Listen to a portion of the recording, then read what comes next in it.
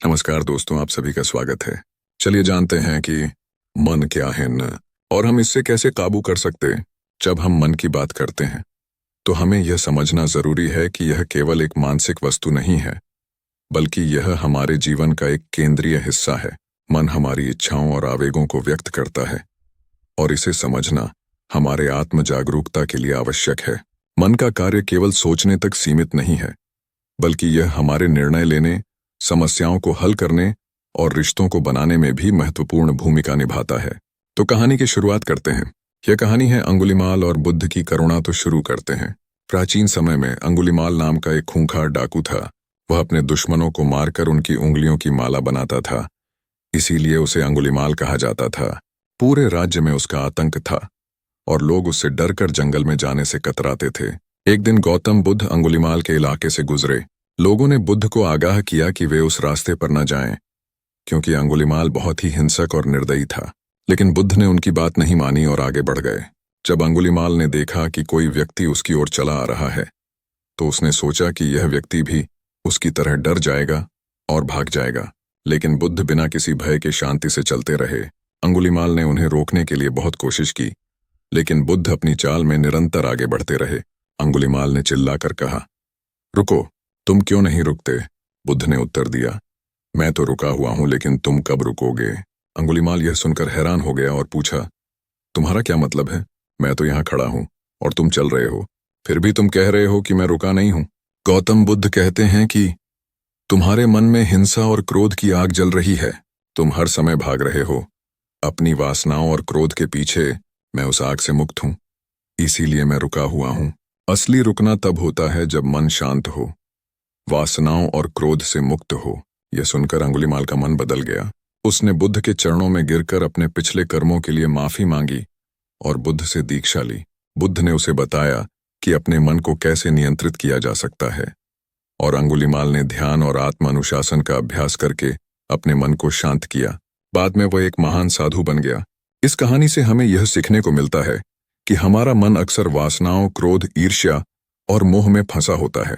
बुद्ध के अनुसार जब तक हम इन मानसिक विकारों से मुक्त नहीं होते, तब तक हम सच्ची शांति और सुख का अनुभव नहीं कर सकते।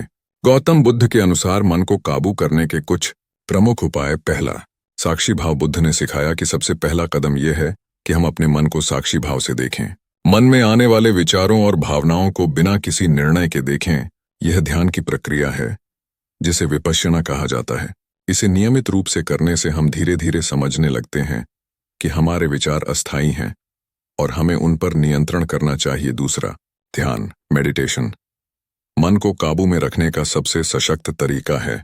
बुद्ध ने समता, समानता और स्थिरता पर जोर दिया। ध्यान के द्वारा व्यक्ति अपने मन को वर्तमान क्षण में केंद्रित करना सीखता है।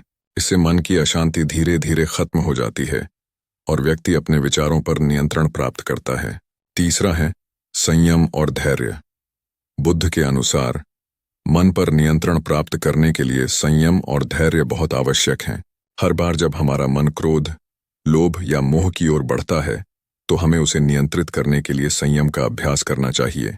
इसके लिए हमें अपने व्यवहार को सावधानी से देखना होगा और धैर्यपूर्वक प्रतिक्रिया देनी होगी।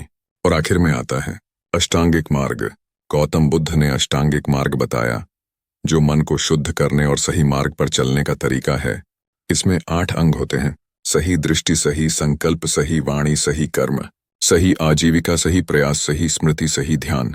इन मार्गों का पालन करके मनुष्य अपने मन को अनुशासित कर सकता है और जीवन में संतुलन प्राप्त कर सकता है। करुणा और मैत्री। बुद्ध ने करुणा और मैत्री, मित्रता का अभ्यास करने पर जोर दिया। यदि हम अपने मन में करुणा और प्रेम का विकास करते हैं, तो हमारे मन की अशांति कम हो जाती है। दूसरों के प्रति दया और प्रेम रखने से मन शांत और सुखी होता है। दोस्तों, इस कहानी से गौतम बुद्ध हमें यह सीखते हैं कि हमारा मन ही हमारा सबसे बड़ा मित्र और दुश्मन हो सकता है। यदि हम इसे काबू कर लें, तो हम संसार के दुखों से मुक्त हो सकते हैं। ध्यान, संयम, धैर्य और करुणा के अभ्यास से मन को नियंत्रण में लाना संभव है।